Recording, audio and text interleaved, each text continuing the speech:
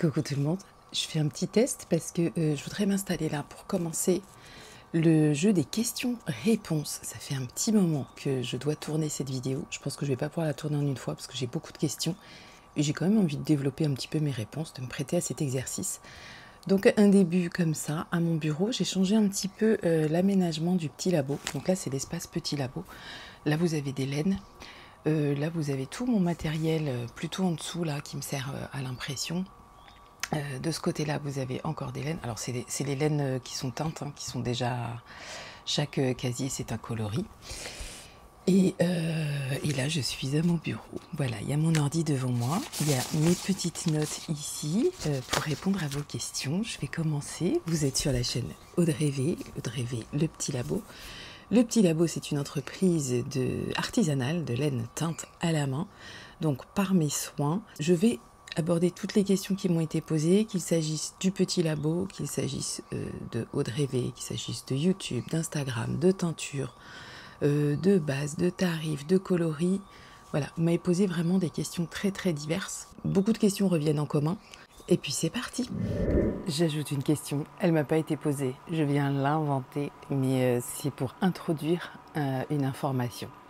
Et j'ajoute cette question au début de la vidéo pour que les personnes qui seraient intéressées puissent aller faire leurs petites affaires et revenir ensuite suivre cette vidéo FAQ. Donc la question que j'invente, c'est est-ce que le Petit Labo fait des soldes? Oui, le Petit Labo fait des soldes et c'est aujourd'hui, dimanche. Parce que là, nous sommes samedi, au moment où je tourne cette vidéo. Je fais un tricoté aujourd'hui, mais à Montpellier. Donc je pars pour la journée, je vais prendre le train vers 9h30. Là, il est 7h, 7h15. Je suis déjà prête, je suis réveillée depuis 6h, j'ai des tonnes de trucs à faire avant de partir. Et je me suis dit que j'allais sortir cette vidéo, en fait, demain dimanche. J'hésitais parce que, justement, je fais des soldes demain, donc aujourd'hui pour vous. Et je me suis dit, c'est des infos qui vont se parasiter un peu, une vidéo FAQ, les soldes, mais en fait... pas du tout. Donc je vous le dis, il y a des soldes sur le Petit Labo. Les soldes sont uniquement dans la rubrique soldes. Et ça ne fonctionnera qu'au moment du paiement avec le code que je vous affiche ici, qui sera aussi affiché sur le site. Et les soldes, ça va commencer à partir de 8h. Voilà, c'est jusqu'à épuisement du stock. Le code n'est valable qu'une fois par client. Et il est à saisir absolument au moment du passage en caisse. Et il ne s'appliquera que sur les produits que vous aurez mis dans votre panier qui viendront de la catégorie solde. Et je vous explique parce qu'en fait ça me permet, au début je ne savais pas quand est-ce que j'allais faire ce genre de promotion. C'est vrai que c'est hyper pratique pour moi de profiter des soldes. Oh, la coupe, vous savez que je pars comme ça, hein. Je considère que je suis coiffée là aujourd'hui. Ce qui m'a intéressée dans le fait de le faire ça aujourd'hui, avant la prochaine vente du Petit Labo qui sera dimanche prochain, visiblement, donc le, je sais pas combien, début juillet, je sais plus quand tombe la prochaine vente, je vous remettrai peut-être la date là. Ça m'arrange parce que ça me permet, cette rubrique solde, d'écouler tous les coloris que je ne souhaite pas reproduire, au moins jusqu'à la fin de l'année.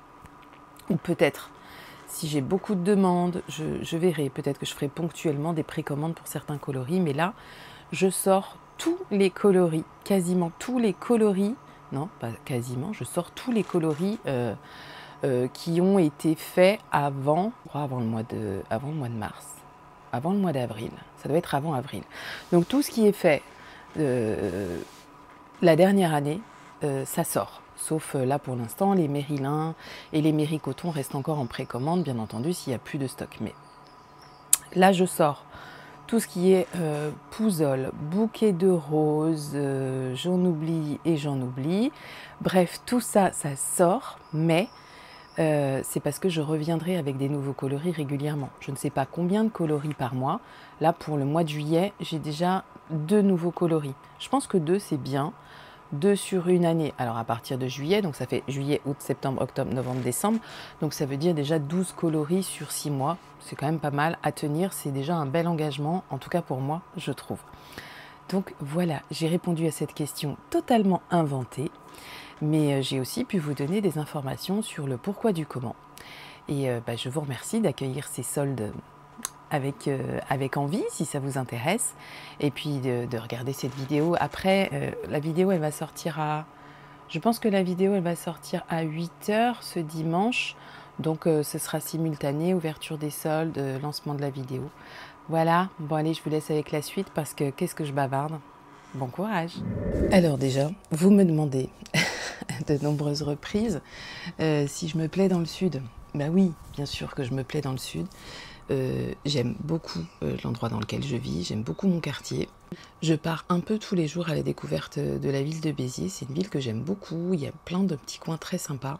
Il y a une vieille ville qui est très mignonne. C'est pas hyper vivant. Voilà, j'ai l'impression que les gens ne vivent qu'avec le soleil. Alors c'est-à-dire que là, depuis qu'il fait beau, il y a du monde quand même, plus de monde. Mais c'est des gens d'ici, hein. Mais quand il fait froid ou quand il pleut, en fait, les gens ici sortent pas. Je sais pas, ils doivent craindre la pluie et le froid. Bon, ce qui n'est absolument pas mon cas. Je vais d'ailleurs en profiter pour préciser que moi, je suis pas du tout à l'aise avec la chaleur. Donc, qu'est-ce que je fais dans le sud? Non, je n'aime pas quand il fait trop chaud. Mon petit 25, voilà, 25 degrés, c'est très bien. Et s'il fait chaud, il faut que j'ai un point d'eau. Je suis pas non plus à côté de la mer. Je rappelle que je n'ai pas de voiture, je n'ai pas le permis. Je me déplace uniquement à pied, à vélo ou avec les transports en commun, donc train, bus, j'allais dire, et c'est tout. Parce que train, bus, oui, parce que je prends pas l'avion non plus. Donc pas d'hélicoptère, je fais pas de parachute. Est-ce que c'est utile de préciser ça? Non. Et pourquoi je vous dis ça? Ben, je sais déjà plus. Pourquoi je vous dis ça? Ah oui, je vous dis ça parce que en fait, quand il fait très chaud, j'ai besoin d'un point d'eau. Alors j'ai la chance que mes parents habitent vraiment pas loin. Ils sont à moins de 3 km de chez moi. Je peux même y aller à pied. Sinon, j'ai des bus qui m'y emmènent, donc pas de souci. Et mes parents ont une piscine dans leur jardin. Voilà, ce qui est quand même très agréable. Et d'ailleurs, après cette petite séquence-là, je vais aller déposer des colis. Oui, parce que là, je vais faire une toute petite séquence. Je pense que je vais répondre à une question, peut-être deux. Je vais aller déposer mes colis et puis je vais aller faire un saut dans la piscine avant de rentrer. Et j'essaye de faire ça tous les 2 jours à peu près, histoire de recharger un peu le corps en fraîcheur. Oui, évidemment, je comprends que vous vous posiez la question de savoir si je me sens bien là où je suis. Je pense que de toute façon, vous aviez pu le voir à travers tous les vlogs et toutes les vidéos du petit labo. Je vais bien, voilà, je vais bien. Toutes les questions auxquelles je réponds me sont arrivées par mail, par Instagram ou de vive voix, parce qu'il y a des questions avec des gens que j'ai rencontrés aussi qui me sont posées. Et la question revient souvent de savoir si je compte faire des salons. Alors, non, je vais vous le dire tout de suite, pas de mystère, non, j'ai pas prévu de faire des salons. J'ai quand même cru comprendre que... j'ai cru comprendre. J'ai pu voir aussi un peu par moi-même, mais aussi par tous les retours que je peux avoir autour de moi, que en fait, quand vous commencez à faire des salons, vous êtes obligé déjà de prévoir un stock important des chevaux pour satisfaire votre clientèle qui va se déplacer en salon. Et ça veut dire, chez la plupart des teinturiers, notamment teinturières, que vous négligez tout ce qui est boutique en ligne. Moi, l'essence même du petit labo, c'est vraiment d'être une boutique en ligne. Je comprends que les gens aient besoin de toucher, de voir, etc. Alors maintenant, je dirais, faites confiance aux bouche à oreille, faites confiance à ce que vous entendez, ce que vous voyez. Si vous avez des retours positifs sur Mélène, moi je n'ai aucun retour négatif sur rien du tout. Si j'en avais, je vous le partagerais. J'ai un retour négatif sur une base que je vends dans la boutique. Et ben dans ce cas-là, ça me paraît logique que je m'y intéresse à ce retour négatif. Si j'en ai un, ça peut me questionner, il peut y avoir une explication. Si j'en ai plusieurs, eh ben je pense que la base sera remise en question et que la base sera sans doute amenée à disparaître du site, tout simplement. Donc, je dirais que vous pouvez être parfaitement confiant par rapport au travail de teinture que je fournis, par rapport aux bases que je choisis. Et vous ne pourrez pas découvrir Mélène autrement qu'en les commandant, parce qu'il n'y aura pas de salon, parce que c'est pas comme ça que je vois ma boutique. Dans l'idéal, ce que j'adorerais, mais c'est clairement pas pour maintenant, si tant est que ce soit pour un jour, c'est d'avoir une petite boutique ici, là, en centre-ville. Il y a plein d'endroits qui sont dispo pour ça, mais évidemment, ce sont des frais énormes qu'il faut engager, c'est un changement de statut, voilà, ça change tellement de choses. Donc le rêve absolu, ce serait ça, concrétiser le petit labo, que le petit labo devienne une boutique et en ligne et en dur. Mais ça, on n'y est pas. Donc voilà, je dirais, vous ne prenez pas de risque absolu quand même à ne pas toucher mes bases. Il y a quand même beaucoup de bases qui sont vendues chez moi et que vous retrouvez chez d'autres teinturiers, teinturières. Donc je dirais, si vous les avez déjà testés ailleurs, bah, vous prenez forcément un risque très réduit en les testant aussi chez moi. Voilà. Bon voilà, faites-moi confiance. Voilà, j'ai de plus en plus de clients.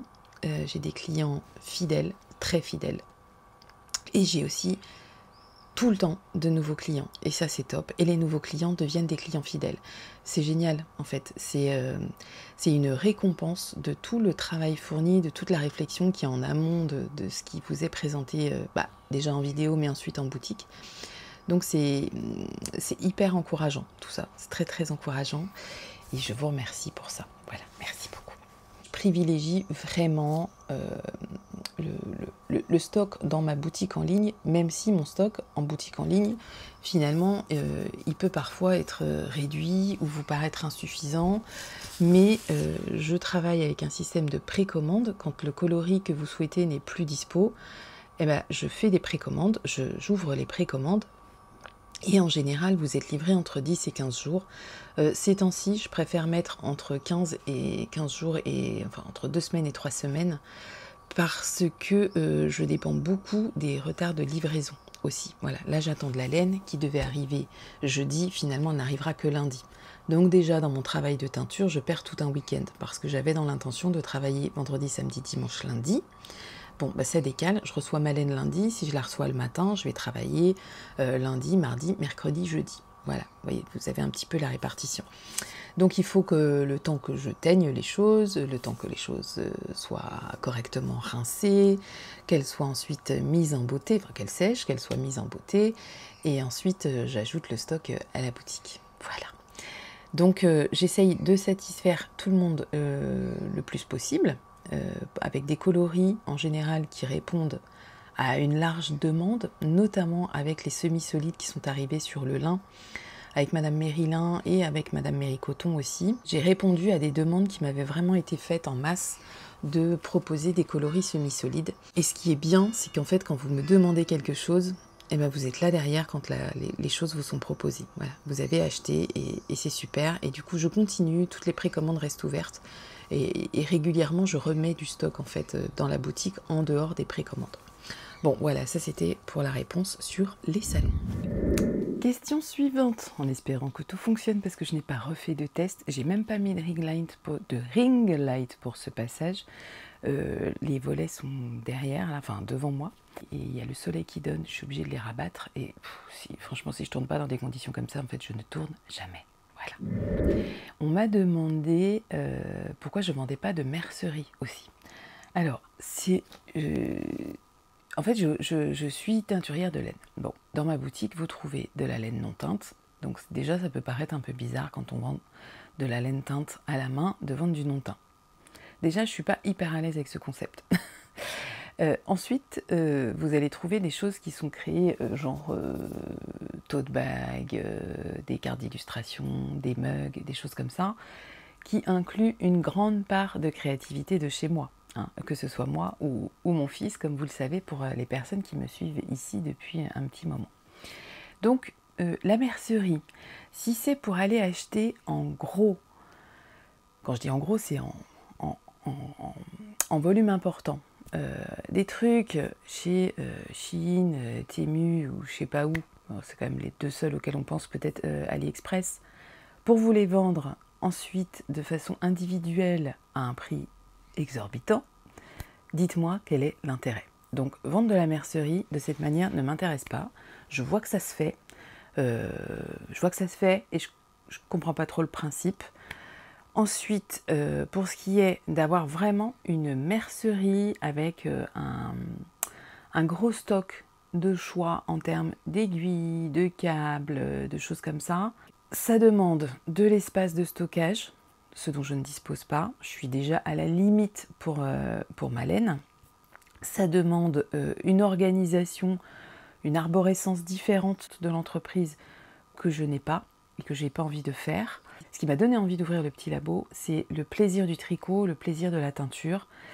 Et c'est pas le plaisir d'avoir des aiguilles de telle ou telle marque. Donc pour l'instant, cette idée-là est très loin derrière moi.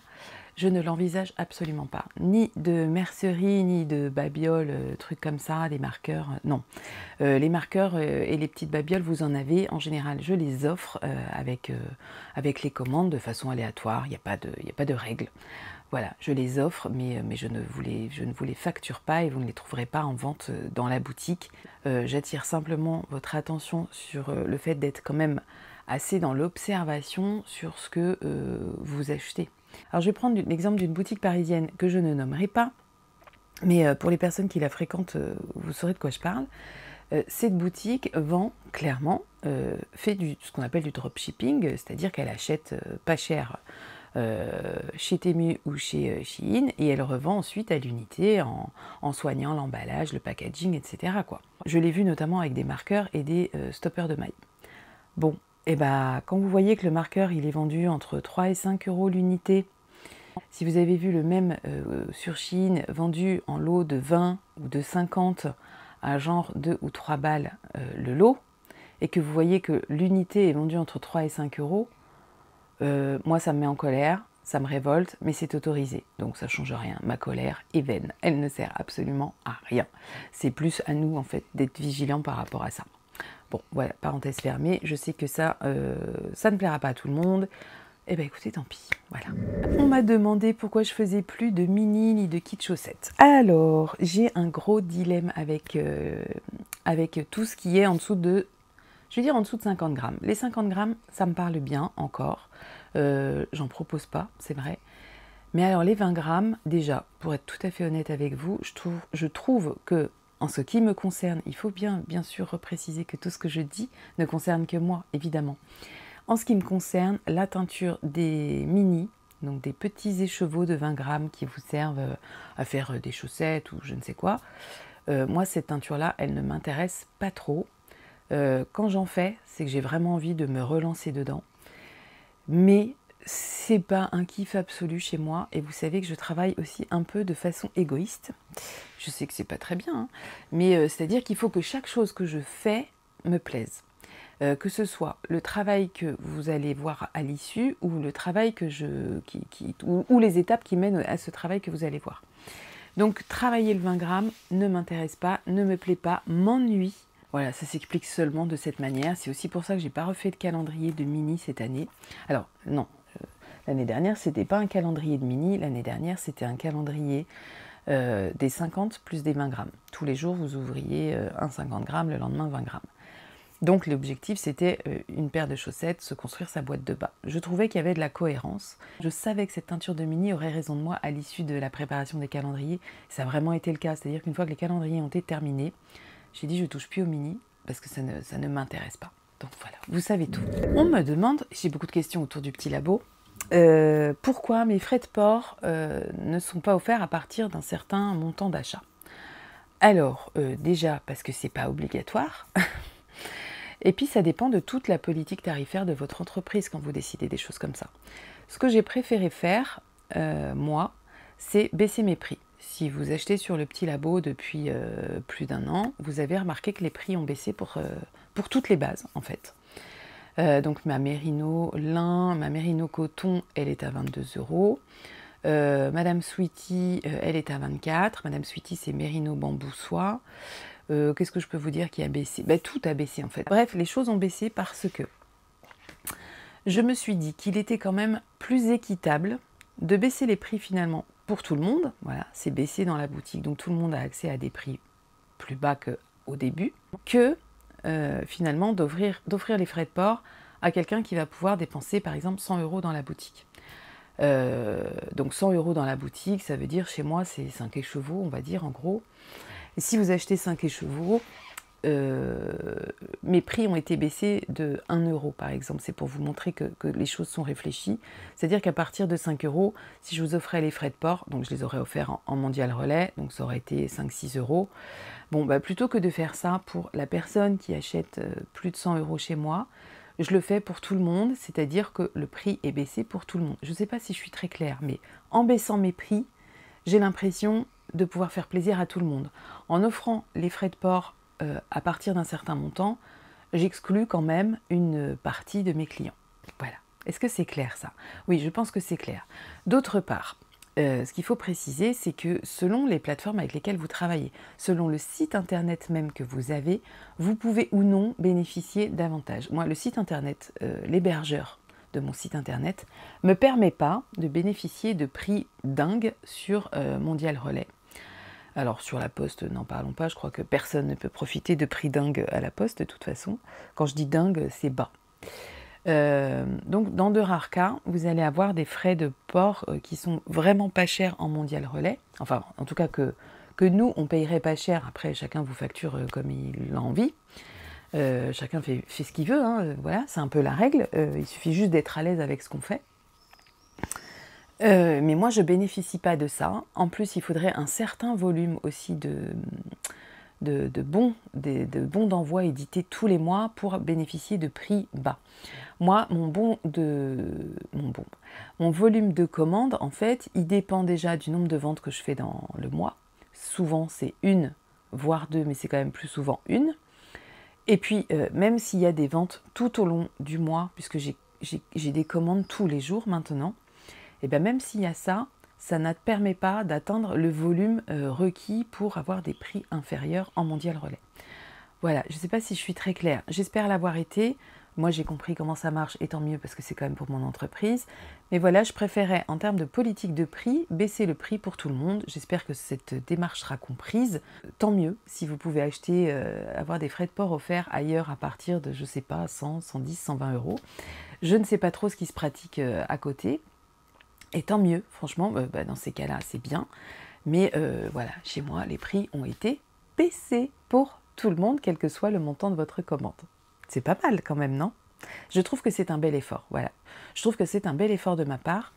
Ça me fait aussi réfléchir sur... je n'offre plus systématiquement... les gens qui commandent chez moi savent que je suis quelqu'un de généreux. Voilà. Vous êtes un client régulier, vous êtes récompensé au bout d'un moment. Ce ne sont pas des choses que je ne fais... Alors, je précise que ce ne sont pas des choses que je fais uniquement avec des gens qui sont susceptibles de vous en parler. Je fais ça avec tout le monde. C'est-à-dire que j'ai beaucoup de clientes qui sont là depuis le début, qui me suivaient déjà dans la couture, qui m'ont suivi dans le tricot, qui m'ont suivi dans la teinture. Ces clientes-là, je les récompense de leur fidélité régulièrement.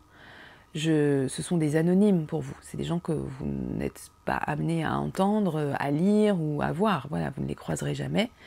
Ça ne m'empêche pas d'être généreuse aussi avec ces gens-là. Voilà, c'est ça que je voulais dire. Autre question, pourquoi mes noms teints ne sont pas chers? Alors,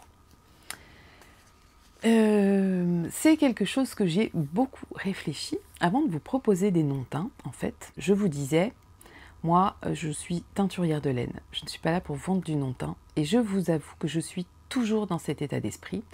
Cependant, le non teint fait partie des choses que moi, je tricote. Il est délicat pour moi de tricoter quelque chose auquel je ne vous laisserai pas accès dès lors que ça vient de ma boutique. Bon, après, si ça vient de chez quelqu'un d'autre, évidemment, ça me regarde. Mais dès lors que ça vient de ma boutique, je me dis, c'est quand même bizarre de... Je pense notamment au Améliti, là, que j'ai sous les yeux, qui est en... Je vais aller le chercher. Améliti, alors oui, je vous montre, la tâche, elle est partie, au fait. Hein. Mais là, c'est encore un peu rigide du savon de Marseille. Je ne l'ai pas remis depuis. Améliti que j'ai fait en non-teint, Méricoton non-teint, et en praline rose coton. Dès l'instant où je vous parle d'une association comme celle-ci, je trouve qu'il est quand même judicieux, et pour ma boutique, et pour l'image que je veux représenter, de vous proposer ce produit. Donc j'ai fait rentrer du Méricoton qui, par exemple, pour moi, n'a aucun intérêt à ne pas être teint, sauf là, dans l'usage d'une marinière. C'est tout ce que je lui trouve comme intérêt à ne pas être teint. Sinon, cette base, je trouve, n'a pas de plus-value au naturel, comme peut l'avoir une base yak, comme peut l'avoir une Madame Zebra, une Madame Néon, une Néon Fluffy, etc. Voilà, donc voilà pourquoi les non-teints sont arrivés dans la boutique, malgré moi, non, parce que j'ai évidemment le contrôle sur tout ça. Quant au fait qu'ils ne soient pas chers, alors déjà je trouve ça relatif, parce que vous le savez, je vends pas à perte. Et la teinture, en fait, je trouve qu'il faut, ça me regarde moi, ça ne regarde que moi, ça ne concerne que moi ce que je dis, mais j'ai besoin que mon travail de teinture ait une valeur ajoutée. Si je vends un écheveau non teint au prix d'un écheveau teint, à quel moment je me récompense de mon travail de teinture? Déjà, ça me paraissait évident. C'est pour ça que mes non-teints sont à 15 €, la plupart. Il y en a certains qui sont à 16, parce que c'est des bases qui coûtent plus cher. Sont à 15 ou à 16, et que mes teints vont être entre 22 et 24.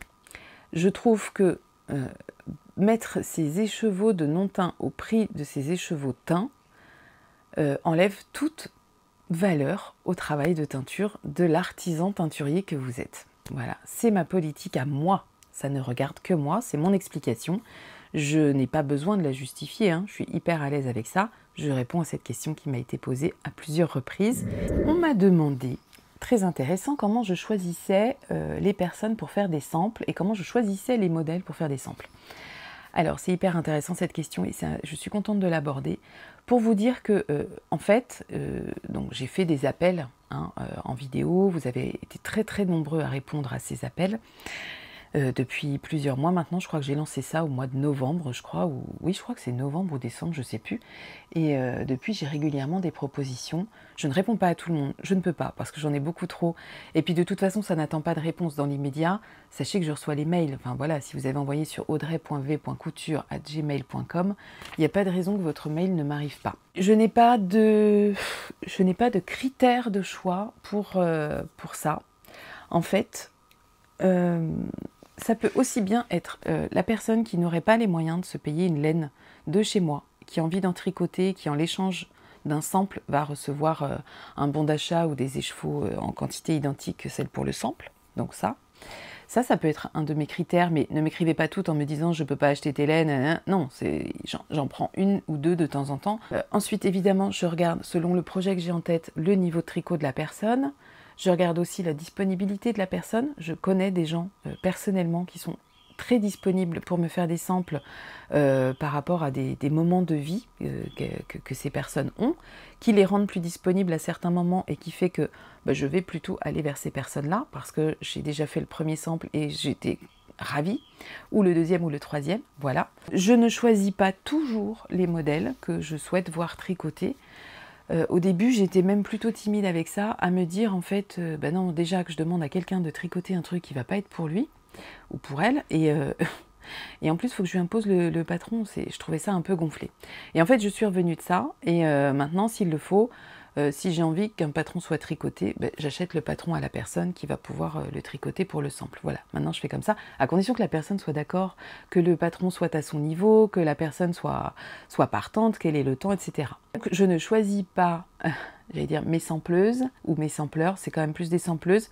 J'ai eu des expériences masculines, une s'est très bien passée et l'autre, j'attends toujours le sample. Ne sont pas non plus issus de la YouTubosphère.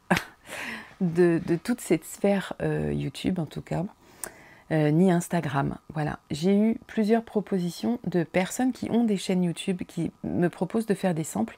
Je vous ai pas répondu les filles, mais sachez que c'est, enfin je sais pas si vous passez par là, mais a priori vous regardez quand même mes vidéos. Je vous ai pas répondu, je ne vous snobe pas, je ne vous dis pas non, mais c'est vrai que j'avais déjà réparti des samples voilà. Et du coup je me suis retrouvée prise de cours. Et puis aussi, ce que j'aime bien, en fait, dans les gens qui me proposent de faire des samples, alors soit je vous dis, ça peut être des gens qui n'ont jamais acheté chez moi, parce qu'elles n'auront pas eu les moyens, etc. Ou alors, à l'inverse, c'est des gens qui achètent chez moi. Voilà.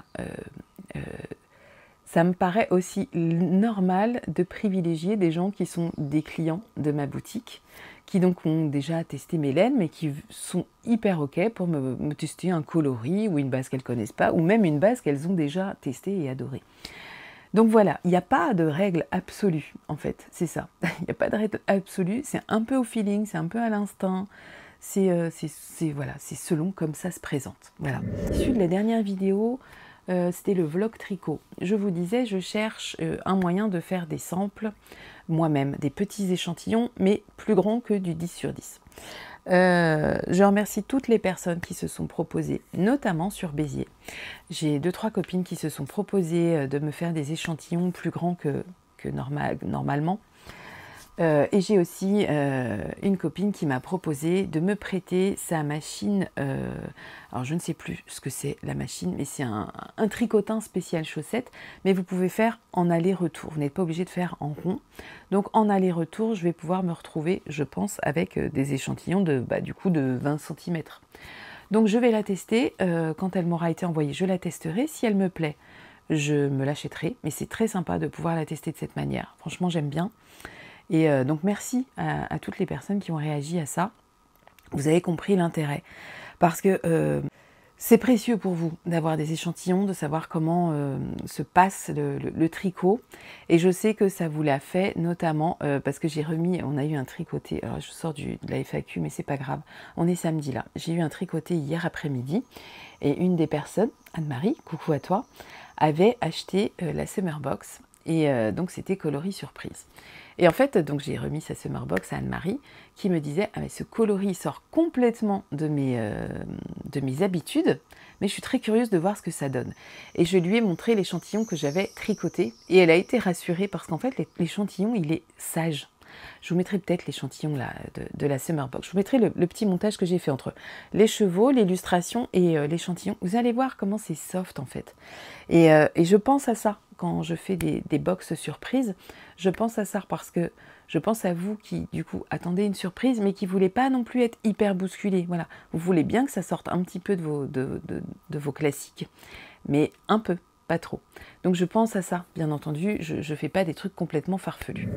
Il m'a été demandé comment je sélectionnais mes abonnés Insta, parce que vous avez remarqué que je suis assez peu de monde, en fait. Alors, il faut savoir que, a priori, je vais suivre. Alors, la plupart des gens que je suis sur Instagram, ce sont des gens que je connais, que j'ai déjà rencontrés. C'est ça pour la plupart des gens. Alors, il se peut que je ne suive pas toutes les personnes que j'ai rencontrées parce que je ne suis absolument pas assidue non plus. Enfin, c'est pas il se peut, c'est certain. Je ne suis pas du tout assidue sur Instagram. Je travaille très mal mon Instagram, ce qui n'est pas bien parce que j'ai quand même une entreprise à faire tourner. Je pourrais davantage communiquer de cette manière. Mais c'est vrai que Instagram n'a jamais été une passion pour moi. J'ai démarré Instagram, je crois que ça devait être genre 1 mois avant de faire des vidéos, ou 3 semaines. Donc en fait ma chaîne YouTube et mon compte Instagram ont grandi en même temps, en simultané. Et pourtant le nombre de personnes que je suis sur Insta est à, je sais pas, je pense que c'est moins de 150 personnes. Donc oui, forcément, ça veut dire qu'il y a beaucoup de personnes que j'ai déjà rencontrées que je ne suis pas. Mais c'est juste parce que franchement, je fais pas gaffe. Moi, Instagram me sert, au-delà de communiquer sur certaines choses que j'ai envie de partager avec vous, bien sûr, me sert de messagerie. Voilà, c'est quand même une messagerie hyper pratique. Vous n'avez pas besoin d'échanger un numéro de téléphone, mais vous pouvez quand même communiquer avec les gens et vous pouvez quand même communiquer avec beaucoup de gens. Ce qui est mon cas. Je communique avec beaucoup de gens par ce biais, mais je ne choisis pas les comptes parce qu'ils ont beaucoup d'abonnés, parce qu'ils font beaucoup de choses, etc. Pas du tout, ça n'a rien à voir. Et puis, je fais aussi, en revanche, un tri très radical. Alors, si j'ai pas d'interaction avec les gens, même si je les ai rencontrés, c'est des gens que j'ai rencontrés il y a 3 ans et qu'on se parle plus, qu'on n'a pas forcément des choses à partager, bon, je suis plus la personne. Si par exemple il n'y a plus de publication de contenu, ou etc. Enfin voilà, c'est un tri naturel. Et par contre, je regarde très régulièrement mon mur Instagram et ce qui est diffusé. Je regarde aussi les stories que font les gens auxquels je suis abonnée. Et alors, je vais vous dire, si ça parle politique ou religion, je me désabonne. Ce n'est pas, et quelle que soit la religion et quelle que soit la politique que vous partagez, mais moi, Instagram, c'est du tricot et de la couture. Ouais, c'est même plus maintenant, évidemment, très largement plus du tricot qu'autre chose. Mais les contenus politiques et les contenus religieux ne m'intéressent absolument pas. Si je veux ça, j'allume ma télé. Et en fait, quand je regarde Instagram, je ne veux pas y voir les mêmes choses que je peux voir à la télé. Voilà, c'est juste pour ça. Donc sachez-le, moi, Instagram, c'est pas un endroit sur lequel j'ai envie de retrouver l'actualité, voilà, que je peux avoir sur une chaîne d'infos ou des choses comme ça. Pas du tout, ça ne m'intéresse pas ça. Ça, je veux choisir le moment où je vais, où j'allume ma télé. Et le moment où je vais sur Insta, je veux du loisir, du ludique, de la détente. Je veux voir des tricots, je veux voir des associations, je veux voir des patrons. Vous voyez, c'est ça. Bon, j'espère que je suis comprise. Il y a peut-être des gens qui se sont dit « Ah, mais tiens, elle me suit plus. » Ben voilà, vous savez pourquoi. Et c'est pas contre vous, hein. C'est vraiment, c'est tout le monde. Voilà, c'est tout le monde passe par ce prisme-là. Voilà, que ce soit clair, c'est pas, et c'est pas parce que je me désabonne qu'on va pas discuter. Hein, ça n'a rien à voir. Je me désabonne parce que je me dis mais qu'est-ce que ça vient faire dans mon truc? C'est moi qui ai mal choisi en fait. Vous voyez, c'est pas les gens hein, que je reproche. Les gens s'expriment bien comme ils veulent, mais c'est plus moi en fait. C'est pas ça que je recherche. Donc je fais évidemment par rapport à ce que je recherche. Voilà, simplement pour cette raison, je n'ai pas une foultitude d'abonnements. Alors, je ne sais plus combien j'ai d'abonnés, entre 5 et 6 000, je ne sais plus, ce ne sont pas des choses auxquelles je fais vraiment attention, mais je crois quand même qu'on est entre 5 et 6 000 abonnés. Et bah, merci à vous de me suivre, merci beaucoup, et merci de ne pas forcément attendre en retour aussi d'être suivi. Moi, je ne fonctionne pas comme ça en plus, quand je m'abonne à quelqu'un, je n'attends pas en retour qu'il me suive, voilà. C'est une discussion que j'avais beaucoup en couture aussi, mais il est hyper important pour vous, et je crois que Emma Freundy Couture, pour les personnes qui sont encore dans la couture, et qui, même si vous n'y êtes pas, je pense que vous avez déjà entendu parler d'Emma Freundy Couture. Emma, tiens, c'est ces boucles d'oreilles là par exemple. Et Emma, c'est aussi celle que j'avais hier, je crois, les petites fleurs là, les 3 fleurs, c'était aussi chez Emma. Et donc Emma revient régulièrement sur ça, et elle a bien raison de dire qu'il ne faut pas suivre des comptes qui vous mettent mal à l'aise. Alors là, pour le coup, moi, ça peut être la politique et la religion, mais je vous encourage aussi à faire attention à ne pas suivre des comptes qui vous mettent mal à l'aise parce qu'ils vont vous proposer du tricot, un tricot différent tous les jours, des avancées que vous ne pouvez pas suivre. Voilà, si c'est des gens qui vous mettent de la pression, une pression négative, il peut y avoir des gens qui vous mettent une pression positive, bah, tant mieux. Mais si ça vous apporte quelque chose d'un tout petit peu négatif, dans le sens où vous allez vous comparer, par exemple.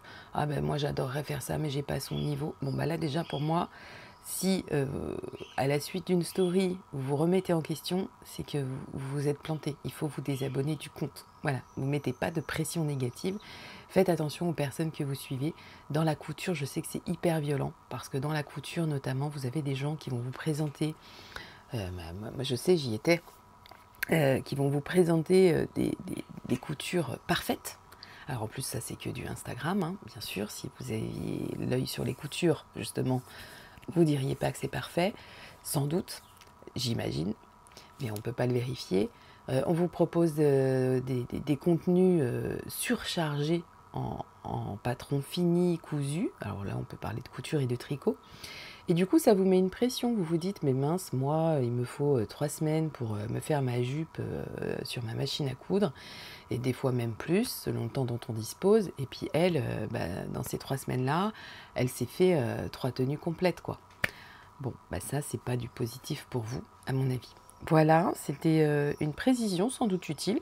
J'étais amusée par cette question, mais je me suis dit que c'était pas mal d'y répondre aussi de cette façon, puis de rappeler aussi quelques petites choses qu'on perd un peu parfois par habitude. Voilà, on se laisse emporter, on suit des comptes, et puis finalement on ingurgite des contenus, et puis on se dit, mais on oublie même de s'interroger sur pourquoi je suis cette personne, à quel moment ce qu'elle a fait m'a intéressé, et à quel moment ce qu'elle fait m'intéresse encore. Voilà. Répondu. Alors, autre question. Je suis juste à côté de ma fenêtre, là. J'ai pas trop de recul. Je suis désolée pour le cadrage qui est pas foufou. Et la luminosité qui est pas géniale non plus. Mais écoutez, ça ira. On me demande, est-ce que je tricote partout, tout le temps? Non, pas du tout. Alors, vraiment pas du tout.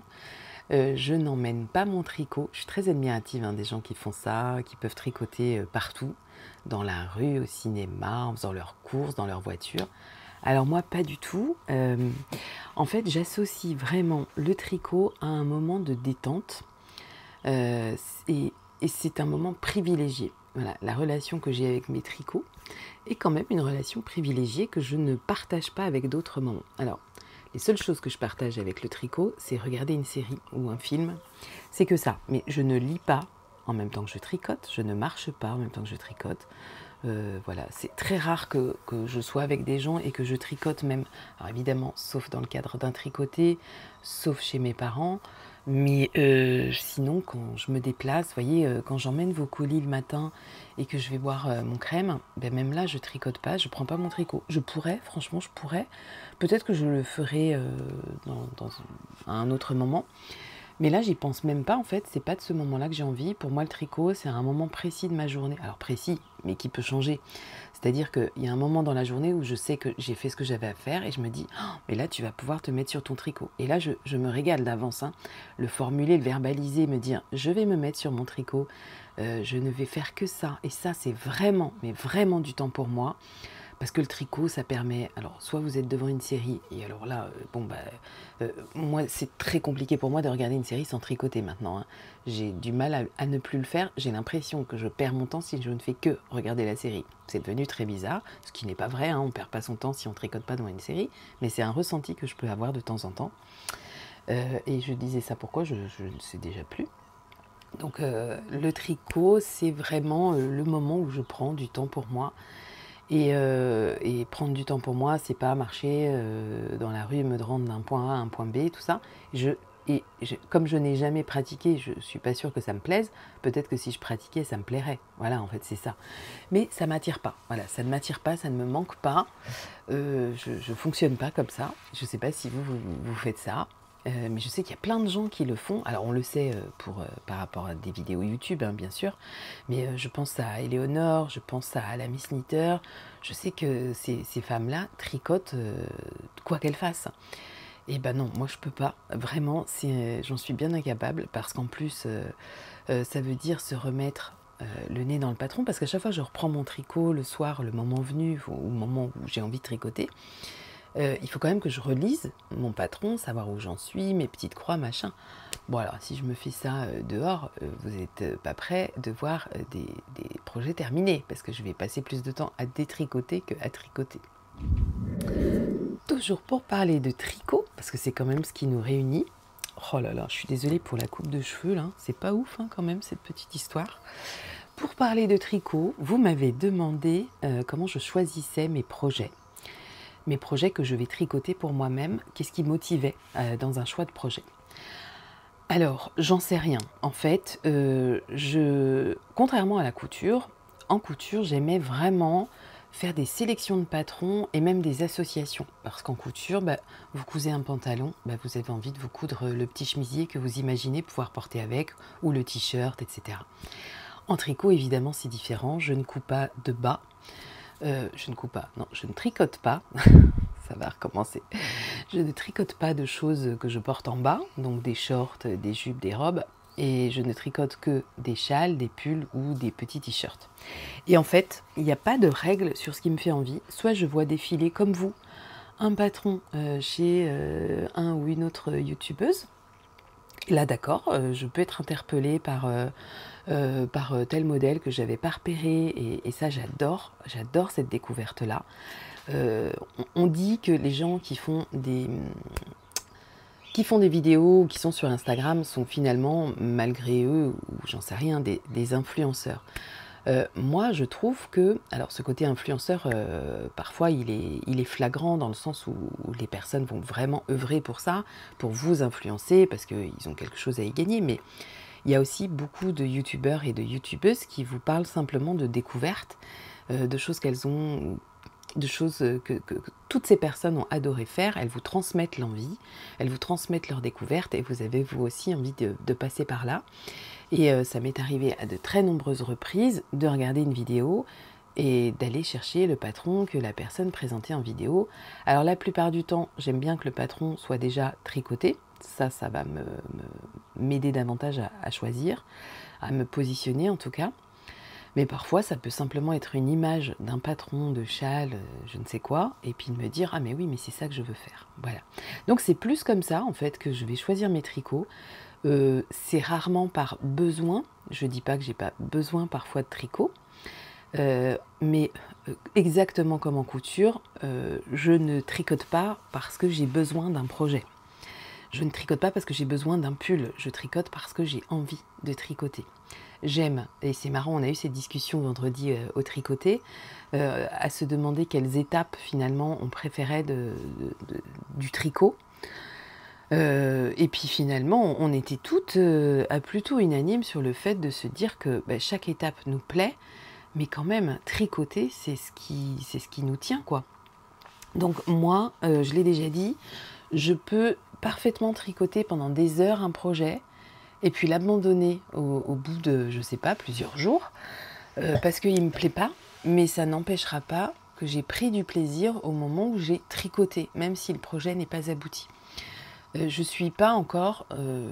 j'aime le tricot, voilà, j'aime tricoter, c'est ça qui me détend, c'est ça qui me permet un peu d'introspection. Le tricot me plaît vraiment, le fait de tricoter.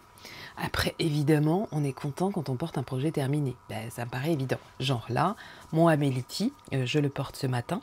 Oui, je ne vous l'avais pas montré porter sans la tache. Peut-être que c'est pas mal ça. Alors, j'ai pas de recul, donc je vais rien faire de plus que ça.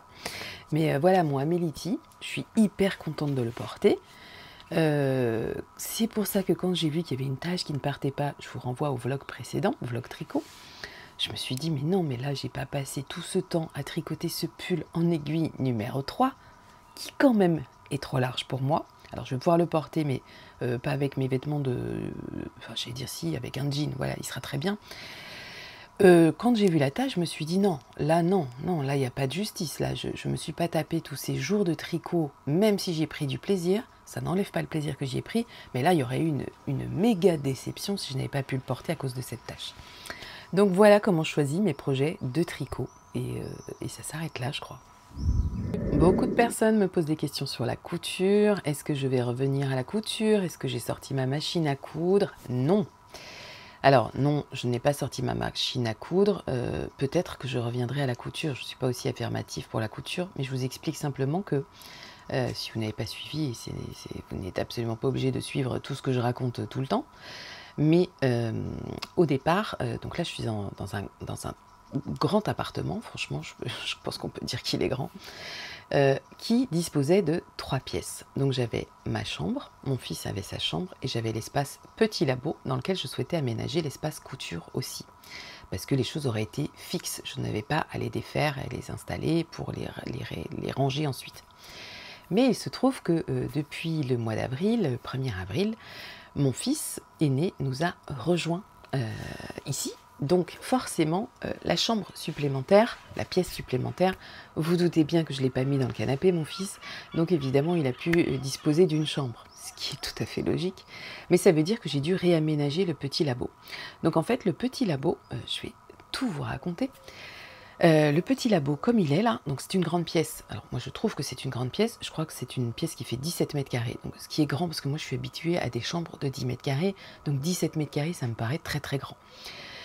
Dans cette pièce-là, j'ai mon espace de travail qui est là, ici, là, devant moi. J'ai tous mes rangements de laine qui sont là, j'en ai plein comme ça, hein, des casiers, des fameux Kallax. Et puis j'ai récupéré le canapé lit que j'avais quand je dormais dans mon salon en Île-de-France, hein, parce qu'on avait un tout petit appart. Je vous ai assez souvent raconté que je dormais dans mon salon à l'époque.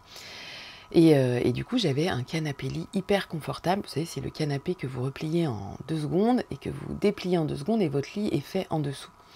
Et ben, j'ai récupéré ça et je l'ai mis dans ma pièce du petit labo, ce qui fait que en fait, le petit labo devient une chambre à coucher, mais uniquement la nuit. Donc là, mon lit, dès que je me lève, je range mon lit et le petit labo redevient le petit labo. Et c'est hyper agréable comme ça. Mais la place que prend ce canapé-lit prend le pan de mur que je comptais réserver en fait au pan de mur couture.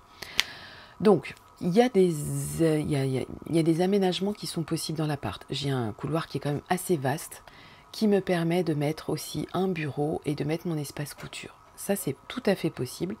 Je n'y ai pas encore réfléchi. Peut-être que j'y réfléchirai quand va approcher l'hiver. Voilà. Là, j'ai pas envie d'y réfléchir maintenant parce qu'il fait trop chaud, j'ai pas envie de bouger les choses, etc. Et pourtant, si j'ai bien envie de coudre, c'est maintenant. clairement, ce qui me fait envie là, c'est de me coudre des robes, parce que j'ai remis, forcément, je ne couds plus. Donc j'ai remis le nez dans les boutiques en dur, les vraies boutiques. Et je suis à la recherche d'une robe longue, par exemple. Bon, bah, c'est une catastrophe. Quand vous faites 1m60, comme moi, hein, je précise que je fais 1m60, je l'ai déjà dit plein de fois, mais parfois il y a des gens qui me rencontrent et qui me disent « Ah, mais je t'imaginais beaucoup plus grande ». Non, je ne fais qu'1m60. Pourquoi je vous dis ça? Eh bah oui, mais non, mais aller trouver une robe longue quand vous faites 1m60 en boutique, bah c'est pas possible. C'est des robes avec des traînes d'1 mètre que vous avez, mais c'est pas une robe longue. La robe, vous marchez dessus et il faut vous couper 50 cm, parfois plus. Donc c'est là que je me dis la couture, c'était quand même génial. Alors j'ai ressorti, là je regarde parce que j'ai une petite penderie avec des pièces que j'ai choisies qui sont hyper harmonieuses avec la pièce. J'ai ressorti une robe cousue main, mais toutes les autres sont trop larges. Je ne sais pas comment je me voyais, mais je me voyais sûrement beaucoup plus grosse que je n'étais. J'ai des trucs quand même que je trouve hyper larges, que j'ai plus du tout envie de porter, des tissus que j'aime plus non plus. C'est aussi pour ça que la couture c'était chouette, c'est parce qu'un tissu vous plaisait une année, l'année d'après il vous plaît pas, bah, vous allez racheter du tissu, puis ça vous fait l'occasion de vous coudre une nouvelle tenue. Bon, bah là j'ai plus ça. Maintenant, si je veux un vêtement, bah, je vais en boutique. Et pour tout vous dire, même pour un ourlet de pantalon, je pense que là j'en ai un à faire sur un pantalon. Je pense que je vais aller chez un retoucheur. Là j'en ai découvert un vendredi. Et je pense que je vais faire ça. C'est peut-être une honte hein, pour vous. Vous vous dites, mais c'est pas possible. Mais en fait, là, la machine et la surjeteuse sont rangées dans leurs emballages. Elles sont protégées, mais elles sont au garage. Et j'ai pas du tout l'espace pour les ressortir. J'ai pas la foi de faire ça. Je vous le dis tout de suite, même pour un ourlet. Non, non, ça demanderait une installation, c'est pas possible. Donc pour l'instant, c'est vraiment en suspens. Je pensais vraiment qu'avec le petit labo, comme il était aménagé, j'allais pouvoir avoir cet espace de couture. Eh ben non, je ne l'ai pas, mais je prends ça, voilà, c'est pas grave en fait. Voilà, il n'y a rien de grave à ça. Ma passion, c'est quand même le tricot et de teindre des laines que je vous propose ensuite. Donc voilà, c'est juste ça qui compte et la couture reviendra si elle doit revenir. Les choses ne sont pas figées dans le temps non plus, donc voilà, il faut laisser du temps au temps. S'il y a des choses qui doivent changer, elles changeront. On me demande aussi, on m'a demandé à plusieurs reprises comment je choisissais mes coloris et comment je travaillais mes coloris. Alors ce sont des choses auxquelles j'ai déjà un petit peu répondu à travers les vidéos du petit labo. Je n'ai pas d'envie particulière de coloris tout le temps. Quand vous m'avez demandé des semi-solides, il a fallu que je me positionne quand même sur des coloris. Donc j'ai fait des tests pour voir si les choses me plaisaient. Et ça fonctionne, et tant mieux. Mais par exemple, quand je propose le singulier du mois, le singulier, c'est un coloris unique qui va être non reproductible dans une base, soit que vous connaissez déjà, soit que j'aime à vous faire découvrir. Là, pour le mois de juillet, je vais vous faire découvrir une base de folie. Pour le singulier, c'est du 100% Baby Lama, c'est magnifique. Vous allez voir ça, c'est magnifique. Donc ça me permet des découvertes.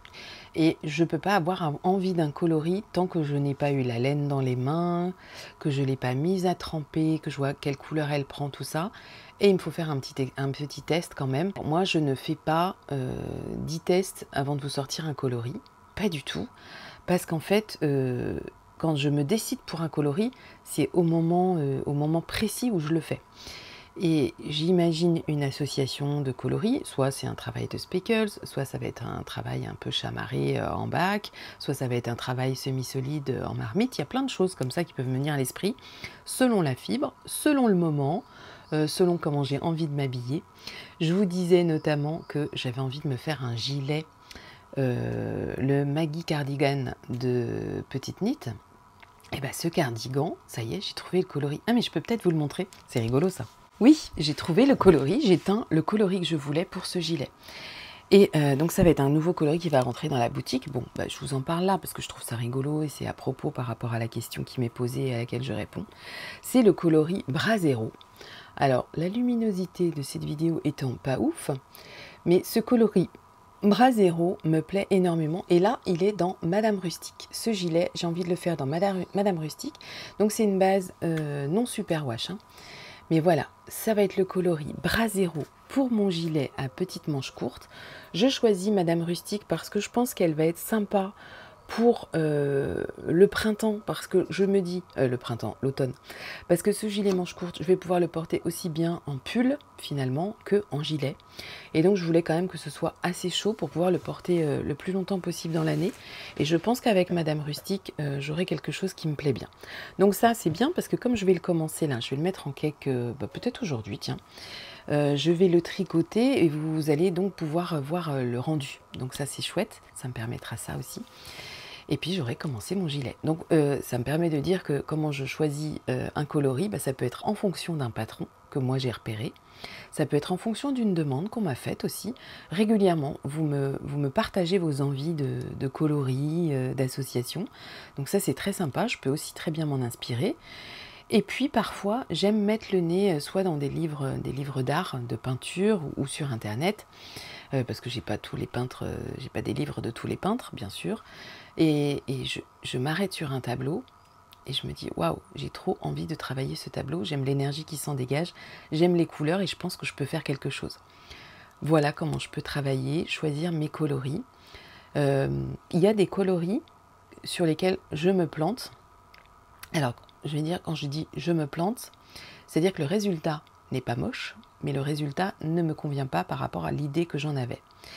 Et ça m'est arrivé très récemment, là, la semaine dernière, avec un coloris que je voulais appeler rouge acidulé. Et en fait, la teinture n'a pas du tout fait ce rouge acidulé que j'imaginais. Donc je ne vais pas vous le proposer à la vente. Quand c'est comme ça, il n'y en a pas des quantités de dingue, hein, parce que c'est un premier jet, donc évidemment j'y vais timidement. Mais c'est pas un coloris moche pour autant. Donc c'est des coloris que je vais mettre à la braderie ou que je vais solder. Voilà, c'est ça. Donc ça va pas être tout de suite, hein, je sais même pas quand.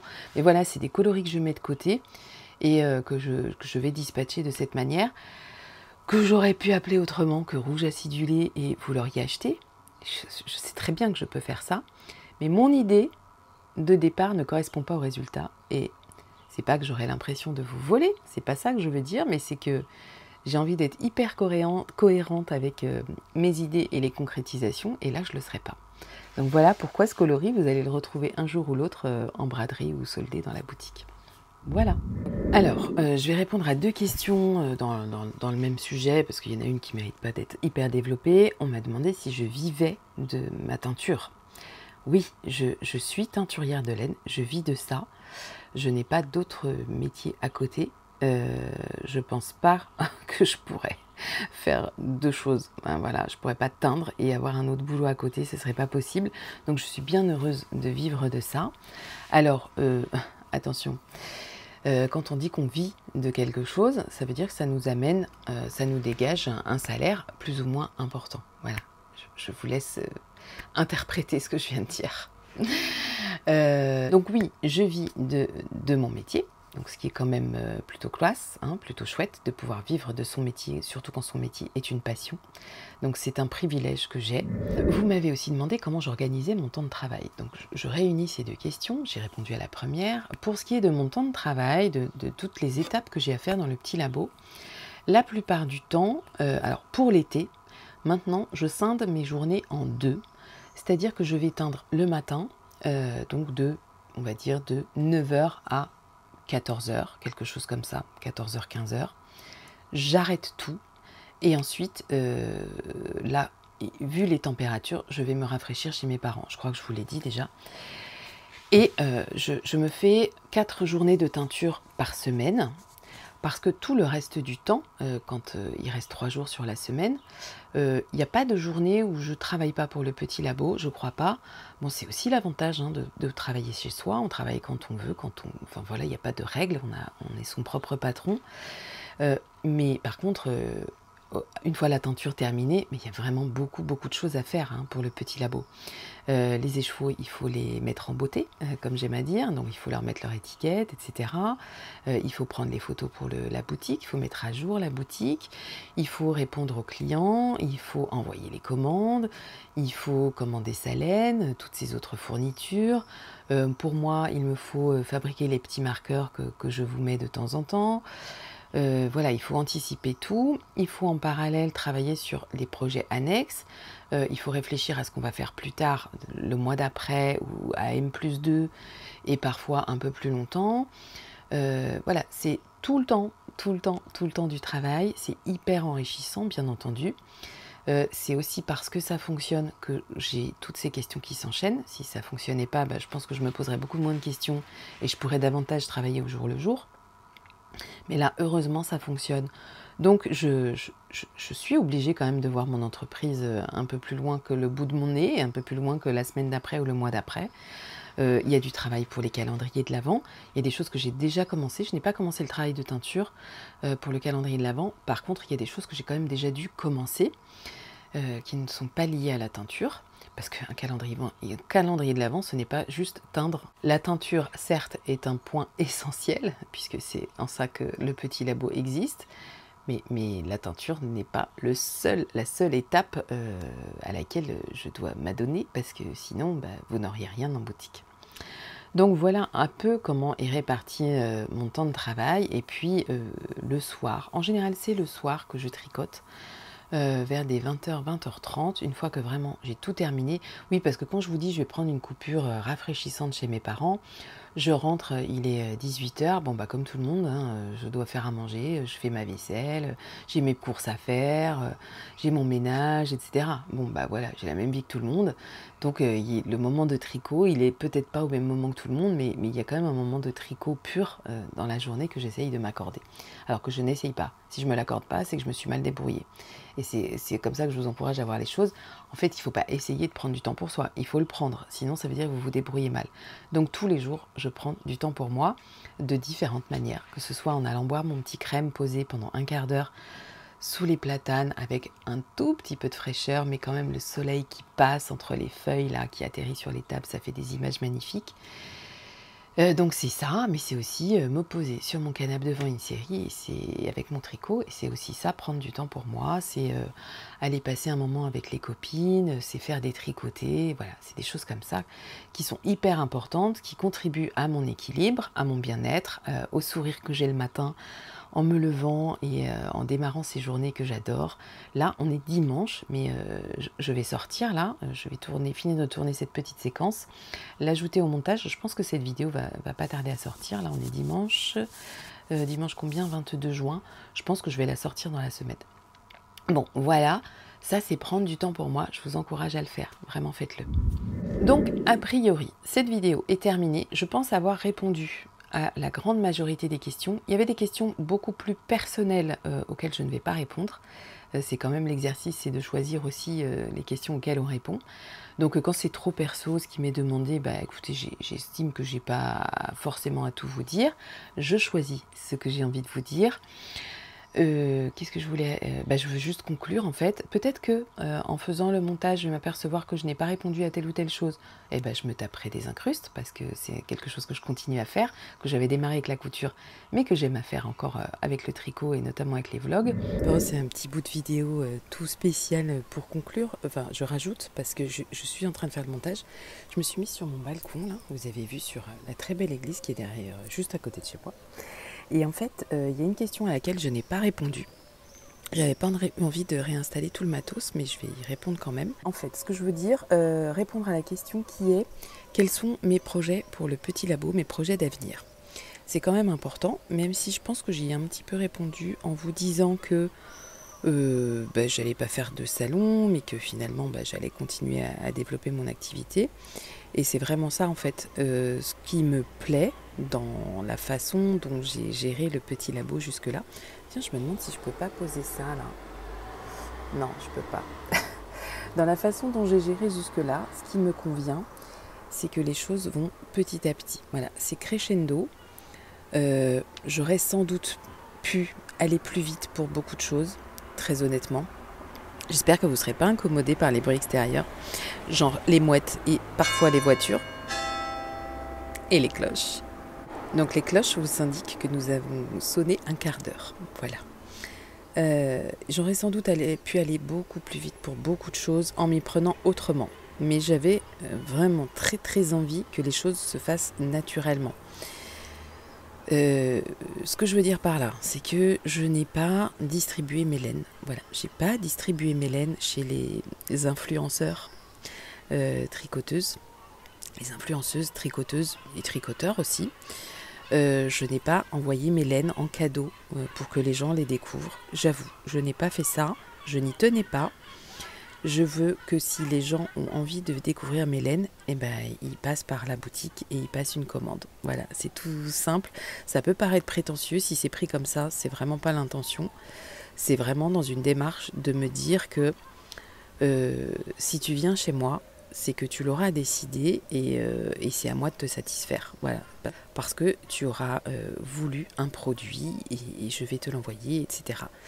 Je veux pas faire de forcing à l'achat, je veux pas faire de forcing à la communication, parce que moi je vais vous dire en fait pourquoi je fais ça. C'est parce que moi c'est quelque chose qui m'agace. Quand je le vois, on le voyait énormément en couture, du placement de produits, je sais pas comment on peut appeler ça. On le voit quand même aussi en tricot. Forcément, il y a des marques qui, pour démarrer, vont envoyer des laines au plus gros compte, entre guillemets, YouTube, parce que les filles, elles vont ouvrir leur paquet, vous parler des laines, peut-être les tricoter, etc. Bon, oui, dans ces cas-là, vous entendez parler d'une laine, d'une marque, mais c'est pas le billet que j'avais envie de prendre avec le petit labo. J'ai envie que si les gens vous parlent de moi, c'est parce qu'ils auront acheté, parce qu'ils auront consommé et parce qu'ils en seront satisfaits ou pas. Pour l'instant, j'ai pas de retour négatif. La mouette est d'accord avec ça. Mais voilà, j'espère que je suis comprise sur ça. Donc, l'ambition du petit labo pour demain, quand je dis demain, c'est pour l'année, peut-être l'année d'après, c'est de continuer comme ça, faire son petit bout de chemin, avoir des bases solides et puis continuer à vous satisfaire, à vous proposer des choses qui me plaisent, qui vous plaisent, continuer à fidéliser ma clientèle, continuer à séduire une nouvelle clientèle qui ne m'est pas encore acquise. Et puis voilà, faire son petit bout de chemin, tout simplement, voilà, sans forcing, sans acharnement. Voilà, si les choses doivent se faire, elles se font. Si elles ne se font pas, il faut que je me remette en question. Voilà, c'est un peu ça. Je ne sais pas si je l'ai déjà dit en vidéo, mais je pense que oui. Pour moi, il y a très très peu de hasard dans la vie. Je pense qu'il n'y en a même pas en fait. Les choses n'arrivent jamais par hasard. Il y a toujours une bonne raison pour que quelque chose se passe, que ce soit quelque chose de négatif ou de positif. J'aime à penser que quand c'est quelque chose de positif, ça évidemment on préfère, mais quand c'est négatif, ça peut aussi avoir du sens. Il faut essayer de trouver du sens aux choses négatives qui nous arrivent et à se dire que finalement, elles devaient arriver, qu'on ne peut pas toujours lutter contre ça. Et que si c'est arrivé, c'est pas par hasard. Voilà, il y a une raison à ça. Et souvent, l'avenir vous donne la raison et vous montre à quel point, finalement, c'était du bon sens de penser qu'il n'y avait pas de hasard. Voilà. Bon, allez, c'était un peu philosophique, hein, mais voilà, tout ça pour dire que le petit labo va suivre son chemin le plus tranquille et normal possible. Donc si des choses sont oubliées, écoutez, j'espère que je m'en apercevrai avant de faire le montage. Si des choses sont oubliées, mais vraiment oubliées, que vous avez posé une question que je n'y ai pas répondu et que vous pensez que c'est pas hyper personnel, vous la reposez en dessous et je ferai l'incruste dans un prochain vlog, pourquoi pas. Ou en réponse à un commentaire que j'épinglerai, je ne sais pas, on verra comment on fait les choses. Je pense avoir quand même suffisamment développé les choses pour vous apporter à vous des éléments de réponse utiles. J'espère ne pas avoir fait trop de blabla, ce côté péjoratif du blabla. Mais j'ai l'impression que les choses étaient quand même assez fluides pour moi, à vous dire. J'avais quand même écrit beaucoup de choses, finalement, j'ai absolument pas lu mes notes. Donc je pense que je vais même pas relire mes notes, parce que sinon je vais me dire « Ah mais oui, tu aurais dû dire ça comme ça, etc. » Non, je vais prendre mes notes, je vais les jeter. Mais vous savez, le fait de préparer les choses comme ça, finalement, vous les intégrez déjà. Donc au moment où je m'exprime pour répondre à telle ou telle question que j'aurais déjà préparée en amont, à l'écrit, et finalement, ça va m'aider, ça m'aura aidé là, tout ce que j'avais fait avant, à venir vous répondre de manière un peu plus spontanée et plus fluide que si j'y avais pas réfléchi plus que ça. Merci d'avoir suivi cette vidéo questions-réponses. J'attends vos retours, bien entendu. Vous pouvez partager, évidemment. Le petit labo reste ouvert. Une prochaine vente bientôt, là, tout bientôt, un dimanche qui arrive. Vous serez informés. Je vais peut-être essayer de faire une newsletter aussi, parce que j'aime bien vous écrire un petit peu régulièrement, je dirais une fois par mois, c'est pas mal. Je vous souhaite un bel été. Vous allez pouvoir commander vos laines du petit labo et les recevoir très vite pour partir en vacances. Et n'hésitez pas à me contacter si vous avez des questions. Je réponds vraiment à beaucoup de gens. Il y a pas mal de gens qui me demandent des conseils pour des associations, pour des projets, pour des métrages, etc. Je peux vous aider. Si vous me donnez des éléments qui m'aident à vous répondre, je peux vraiment vous aider.